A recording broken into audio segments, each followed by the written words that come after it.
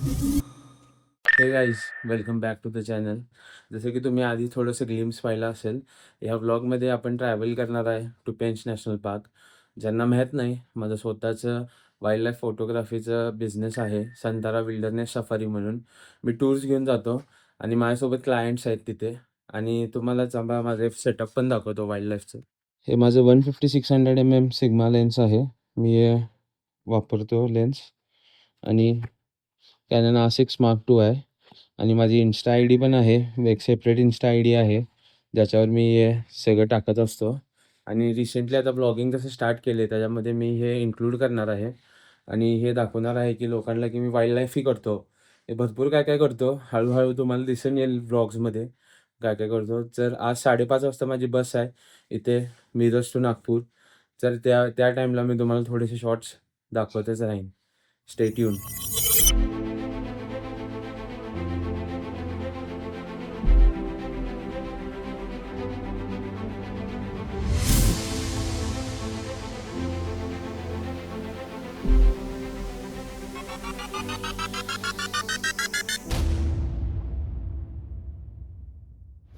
हा बघा कसं झोपला निवांत उठला बघा.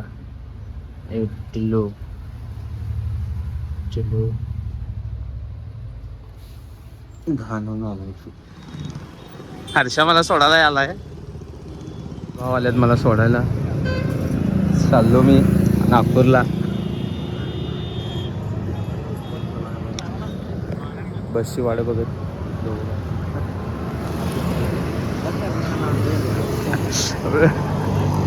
आता तर चालू केले आपण vlog. So guys, we have reach Nagpur आणि सकाळचे 7 वाजलेले आहेत. मी आता छत्रपती स्क्वेअरला उतरणार आहे जिथं मला पवनदादा घ्यायला येतील. पवन आमचे कॉर्डिनेटर आहेत जे आमचे टूर्स कॉर्डिनेट करतो.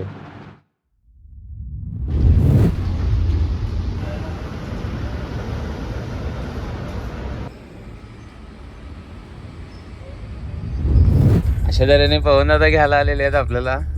निघालो आपण क्लायंट्सला घ्यायला. निखिल येईलच लवकरच, निखिलसाठी थांबलोय. बघू शकता नागपूर वेल डेव्हलप्ड आहे यार मिरजपेक्षा तर. अरे भाई किधर. तर आपण आपल्या गेस्टला पिक करून आता आपण रिसॉर्टवर आलेलो आहे आणि रिसॉर्टवरती चेक इन करून आता आपण पहिली सफारीची तयारी करणार आहे. कुर्सा पार्क गेटला मोबाईल बॅन असल्यामुळे मला आतले ब्लॉगिंग शॉट्स घेता आले नाही.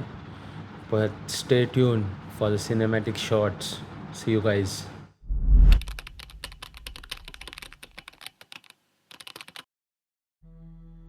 आज आमची सफारी सुरू होते कुर्सा पार्क गेटमधून आणि ही आमच्या या ट्रिपची पहिली सफारी आहे. सफारी सुरू झाल्यावर 15 ते 20 मिनटामध्ये आम्हाला आमची पहिली सायटिंग मिळाली. एक सुंदर नाईट जार जो एकदम शांतपणे झाडाच्या फांदीवर बसून आराम करत होता. नाईट जार हे एक नॉक्टिरियल ॲनिमल आहे, म्हणजे ते रात्रीचे ॲक्टिव्ह असतात आणि दिवसा मोस्टली रेस्ट करतात. त्यांचं कॅमोफ्लेज होणं खूप स्ट्रॉंग असते, त्याच्यामुळे जंगलामध्ये त्यांना ओळखणं खूप डिफिकल्ट असते. तिथे 2 नाईट जार होते, एक शांतपणे झोपला होता आणि दुसरा अलर्ट होता. हे बर्ड रात्रीचं इन्सेक्ट हंट करतात आणि त्यांचं सायलेंट फ्लाईंग खूप युनिक असते. नाईट जारचं ऑब्झर्वेशन केल्यानंतर आम्ही पुढे निघालो. थोड्या वेळाने आम्हाला लेकच्या जवळ एक सुंदर इंडियन रोलर दिसला. इंडियन रोलर हा भारतामधील खूप कलरफुल बर्ड आहे. तो झाडाच्या फांदीवर शांतपणे बसला होता आणि आम्हाला त्याचे काही खूप सुंदर फोटोज घ्यायला मिळाले.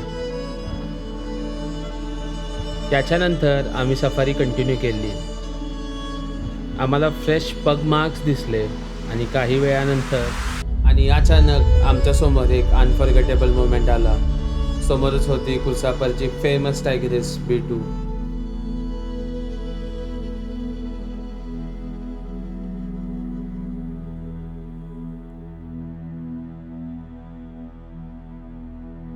ती रोडच्या अगदी जवळ बसली होती. दुपारचा उन्हाळा होता आणि थोडं टायर्ड दिसत होती. ती एकदम रिलॅक्स बसली होती.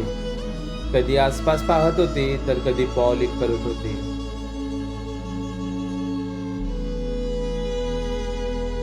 आम्ही तिला स्पॉट करणारे पहिली जीप होतो.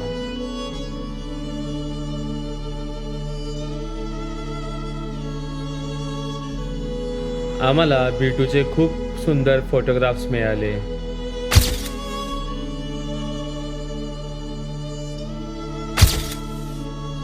गाईडने माहिती दिली की काही दिवसापूर्वी ती आणि तिची सहबाडल कपमध्ये टेरिटोरियल फाईट झालं होतं.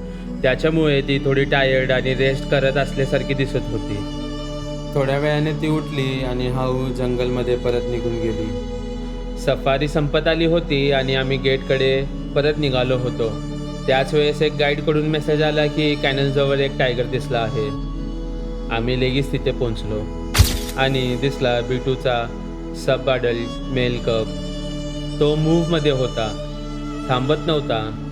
आम्हाला त्याचे काही क्विक फोटोग्राफ्स घ्यायला मिळाले. तो ऑलमोस्ट 3 वर्षाचा झाला आहे आणि लवकरच कम्प्लिटली इंडिपेंडंट होईल. आता तो आपली टेरिटरी एक्सप्लोर करत असेल आणि पेट्रोलिंगसुद्धा करत असेल.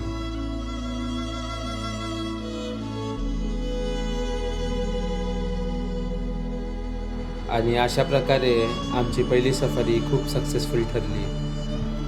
एक सफारीमध्ये 2 टायगर दिसणे म्हणजे खूप स्पेशल होतं. क्लायंट खूप हॅपी होते आणि आमची सफारीची बिगिनिंग खूप चांगली झाली.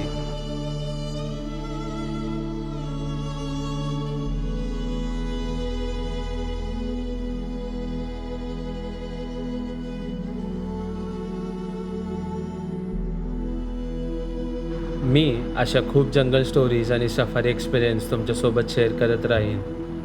त्यासाठी चॅनलला लाईक, शेअर आणि सबस्क्राईब नक्की करा. पुन्हा भेटणार जंगलमध्ये.